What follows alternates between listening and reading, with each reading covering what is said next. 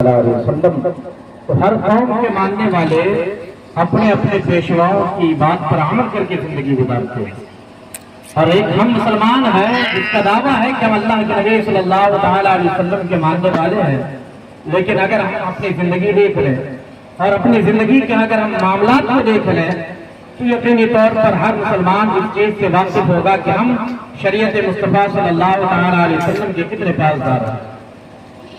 ہمارے ہاں چاہے شادی بیاہ ہو، عقیقہ ہو، ختنہ ہو، اور حتیٰ کہ ہم نے اب دیکھا ہوا ہے کہ میتوں پر بھی ہم اور آپ غیر شرعی اور غیر ضروری چیزوں کو ہم نے اور آپ نے ایجاد کیا ہوگا، کیونکہ آج یہ عقیقہ کے سلسلے میں یہ محفل ہے تو میں چاہتا ہوں کہ کچھ عقیقہ کے بارے میں آپ سن لیں کہ عقیقہ کیا ہے اور کیوں کرنا چاہیے، اور کیا اللہ کے نبی صلی اللہ تعالیٰ علیہ وسلم نے ہمیں اس چیز کی اجازت دی ہے۔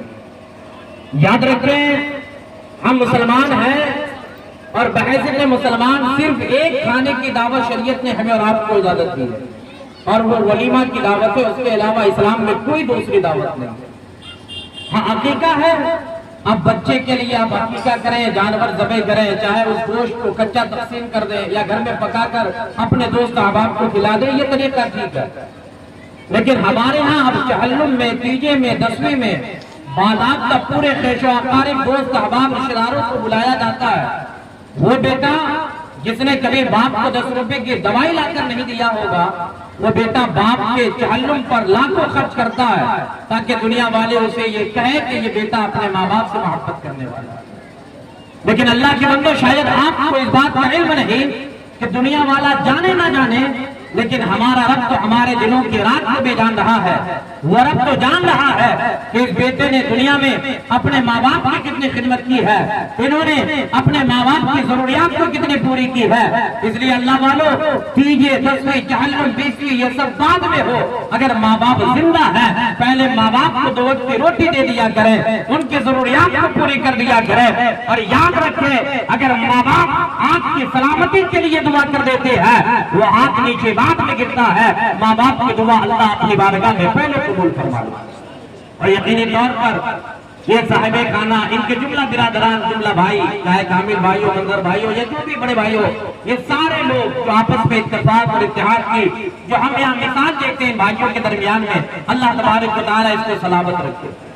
اور یقین جانے ہم بحیثیت مسلمان یہ ہماری ذمہ داری ہے کہ ہم اپنے نبی کی تعلیمات کو عام کریں، ہم اپنے نبی کی صرف بھائی اپنے تو اپنے غیر کی، ہمارے اور آپ کے نبی کے اخلاق اور کردار کو دیکھ کر اسلام کے دامن میں وابستہ ہوتے ہیں۔ جو لوگ اسکول اور کالج میں پڑھے لکھے ہیں وہ جانتے ہیں ایک نام ہے جس کو مائیکل چھانٹ کہا جاتا ہے، یہ انڈیا کا نہیں ہے، یورپ کا، اور وہ مائیکل چھانٹ نے 100 لوگوں کی لسٹ تیار کی اور اس نے 100 لوگوں کے نام کی ریسرچ کیا، اس کی زندگی کا مطالعہ کیا، اور 100 لوگوں کی زندگی کو پڑھنے کے بعد مائیکل چھانٹ لکھتا ہے کہ ہم مسلمانوں کے پیغمبر جناب محمد رسول اللہ صلی اللہ تعالیٰ علیہ وسلم کو اول پوزیشن، اول مقام عطا کرتے ہیں۔ جب لوگوں نے، میڈیا والوں نے مائیکل چھانٹ سے پوچھا تھا نا کہ کیا تم نے محمد سے عقیدت کے بنا پر اس کو 1 نمبر اول پوزیشن دیا، مائیکل چھانٹ کہتے نہیں، میں عقیدت کے بنا پر نہیں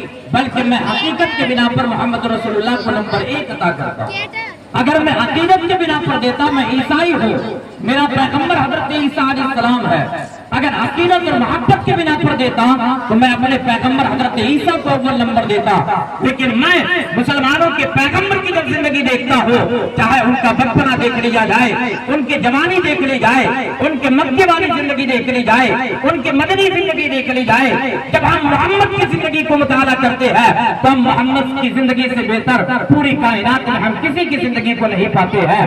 ذرا غور کریں، جب غیر میرے آقا کی سیرت اور میرے آقا کی صورت کو دیکھ کر میرے آقا کو اول نمبر دیتے ہیں، اے مسلمانوں اسی پیغمبر کا ہم اور آپ کلمہ پڑھنے والے ہیں، اسی نبی کا ہم اور آپ ماننے والے ہیں، تو ہمیں بھی اپنے نبی کی تعلیمات کو پڑھنے کی ضرورت ہے، ہمیں بھی اپنے نبی کے زندگی کے اصول و ضابطے کو پڑھنے کی ضرورت ہے۔ اور یاد رکھو اگر ہم اپنے نبی کی تعلیمات کو پڑھ لیتے ہیں یا اپنے نبی کی زندگی پر عمل کر لیتے ہیں تو یاد رکھو ہماری سب سے بہترین زندگی ہوگی۔ اللہ کے بندو مائیکل چھانٹ کے لوگوں نے پوچھا تھا کہ تم نبی کی زندگی کو کیسے پاتے ہو، تو مائیکل چھانٹ نے کہا تھا سنو، جب ہم مسلمانوں کی نبی جناب محمد رسول रसूल अल्लाह की जिंदगी को मुताला करना शुरू किया तो हमने सबसे पहले मोहम्मद के बचपने को पढ़ा। मैं कल छाप लिखता है कि मुसलमानों के पैगंबर ने 3 औरतों का दूध पिया है।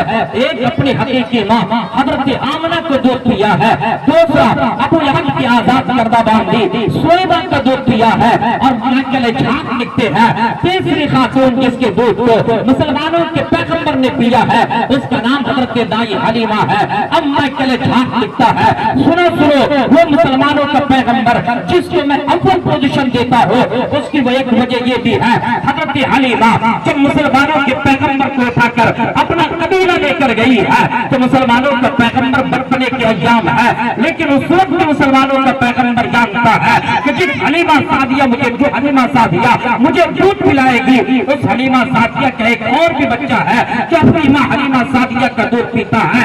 मैं कल छाट कहते हैं मोहम्मद एक पिस्तान का दूध पीता था और दूसरे पिस्तान का दूध अपने रजाई भाई हजरत हलीमा के बेटे के लिए जोड़ देता था।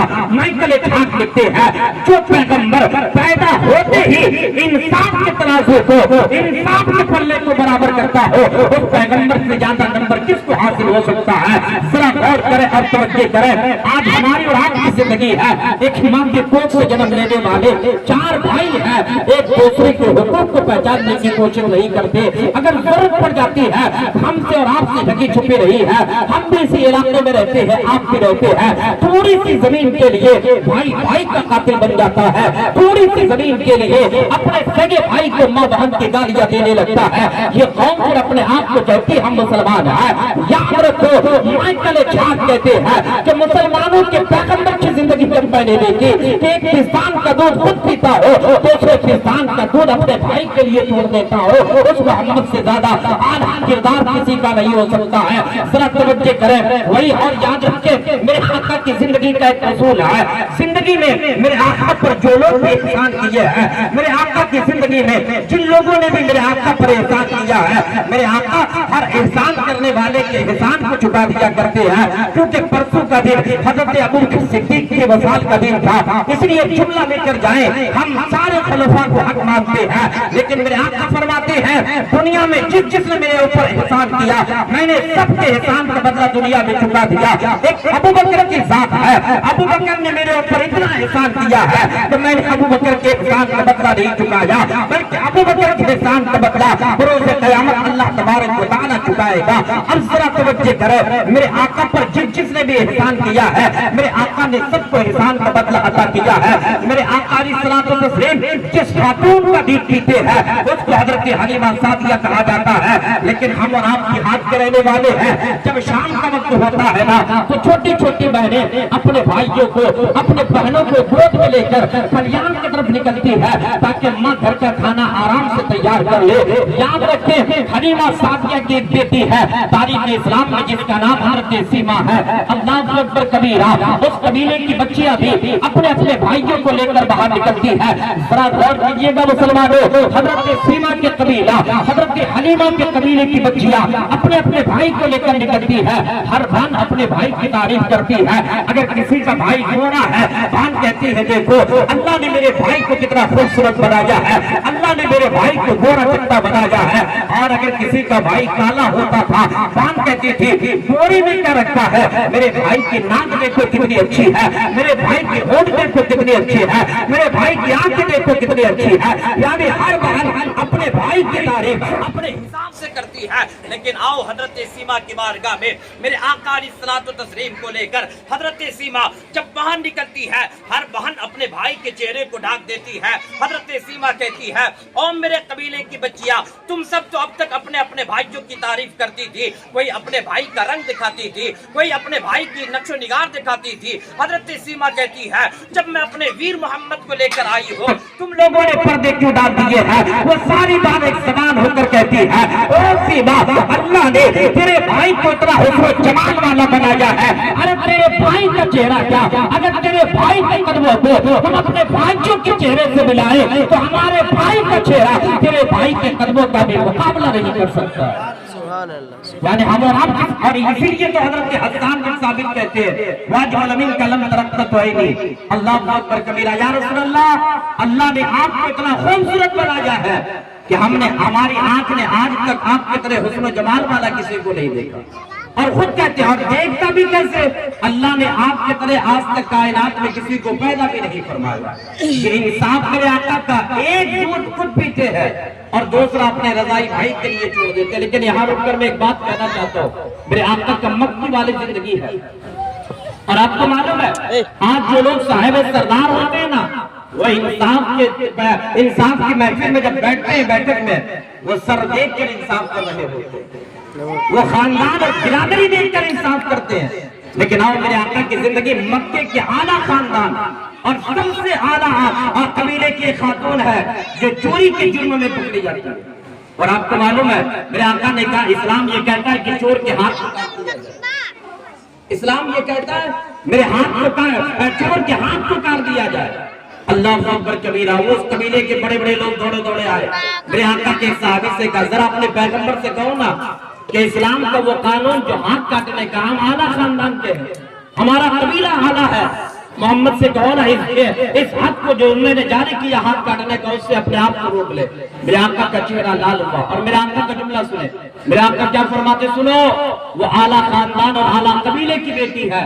اگر میری بیٹی فاطمہ بھی اگر چوری کے جرم میں پکڑی جاتی تو محمد اپنی بیٹی کے ہاتھ کو کاٹنے سے منع نہیں فرماتا.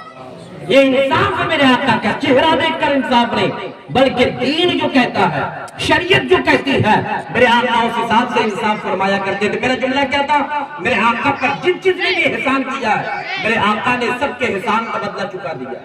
کیونکہ آج یہ بھائیوں نے اس محفل کو سجایا ہے اور یقینی طور پر ان کی بھی بہنیں ہوئی اور ہم میں سے اکثر لوگوں کے پاس بہنیں ہیں.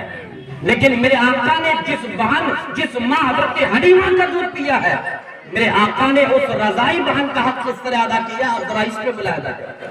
ہمارے یہاں کیا ہے, میں نے شعر پڑھا تھا, طریق مصطفیٰ کو چھوڑنا ہے وجہ بربادی, کسی سے ہوتی ہے قوم بے اقتدار. ہمارے یہاں ہم بہن سے محبت کرتے کب تک, جب تک ماں باپ زندہ ہے. اور جو ہی ماں باپ انتقال کیا, اب ہم سوچتے ہیں کہ اگر ماں باپ کو انتقال کر گئے اب بہن باپ کی زمین دولت بانٹ کے لے جائے گی, اب ہم مسلمان اپنی بہن سے نفرت کرنے لگ جاتے ہیں.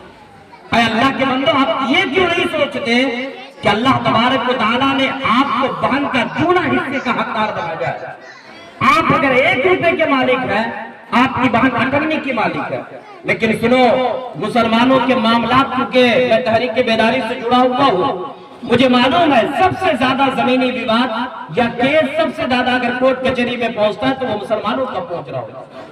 اب ذرا غور کریں, جس بہن کو شریعت نے آپ کے آدھے کا مالک بنایا ہے, اگر آپ نہیں دیتے ہو نا, وہ بہن پھر جا کر کیس کرتی ہے. اور سنو, جب آپ کے معاملات زیادہ کھانے میں جائیں گے, کیس کے معاملے زیادہ پہنچیں گے وہاں, آج آپ بہن کو آپ نے آدھا دینے کو تیار نہیں ہو, پھر ایک قانون ایسا نافذ ہوگا کہ باپ اور ماں کے حصے میں بہن آپ کے برابر کے حصے دار بن جائے. اس لیے کوشش کریں, شریعت نے جس کا جو حق رکھا ہے ہم اس حق کو ادا کریں, ورنہ کیا ہوگا, مرنا آپ کو بھی ہے. ایسا نہیں کہ بہن بھائی سب کا دبا کے رکھ لو گے تو آپ لمبی زندگی پالو گے, ایسا نہیں ہے. مرنے کے بعد اللہ کو آپ کو حساب دینا ہے. جس صاحب کے جنازے میں شامل ہوا نا, 50 بیگھے 52 بیگھے کا ان کا 1 پلاٹ تھا, لیکن دیکھیں آج وہ چھوڑ کر گئے.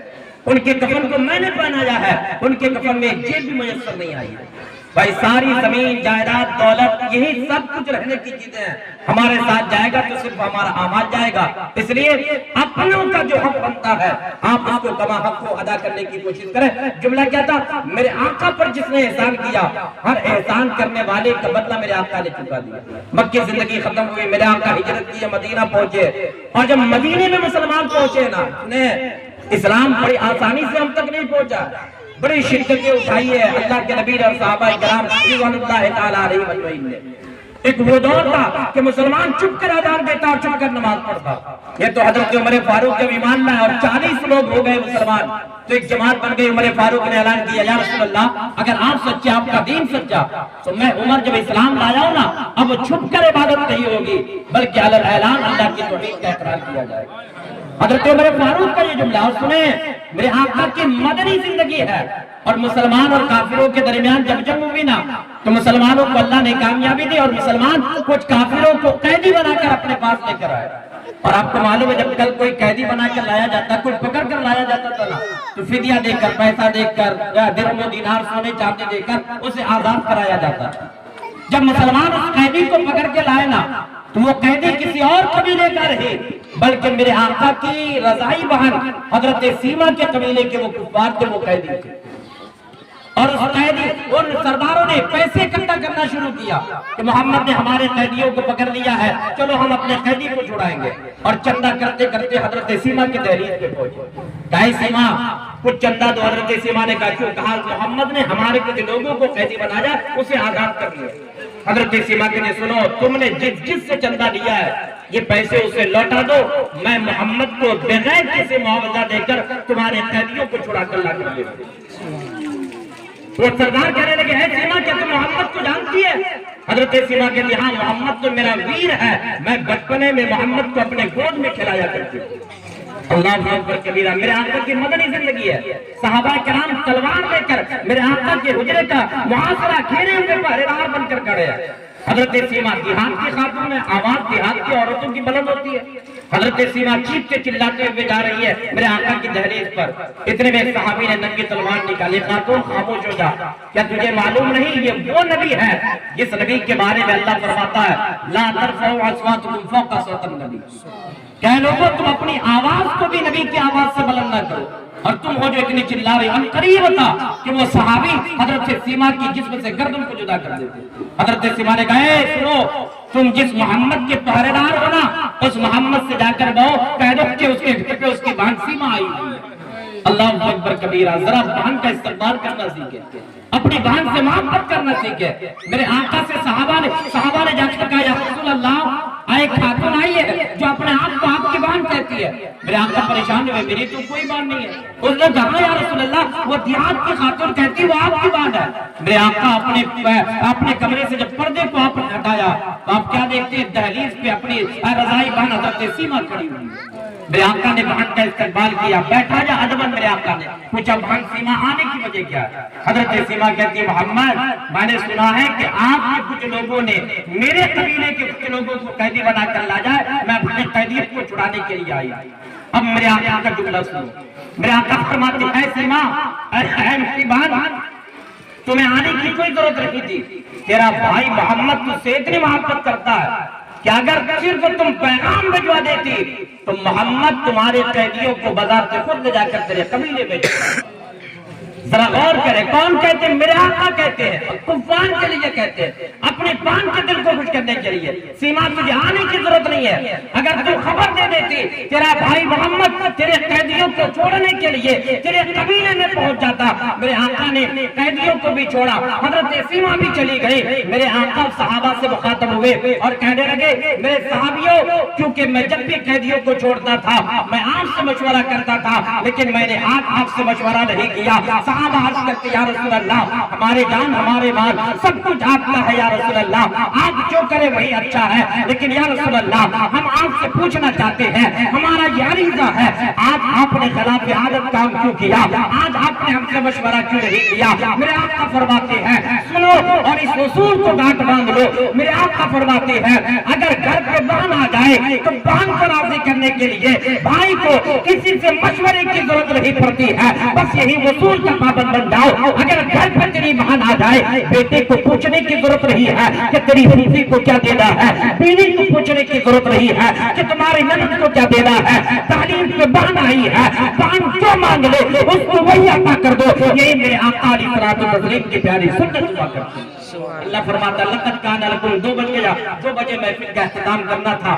صرف یہ پیغام دے کر مسلمانوں اب بھی وقت ہے، غنیمت جانے ہم اپنی زندگی کو اور اپنے آقا کی بتائے ہوئے باتوں پہ عمل کر کے اپنی زندگی کو آباد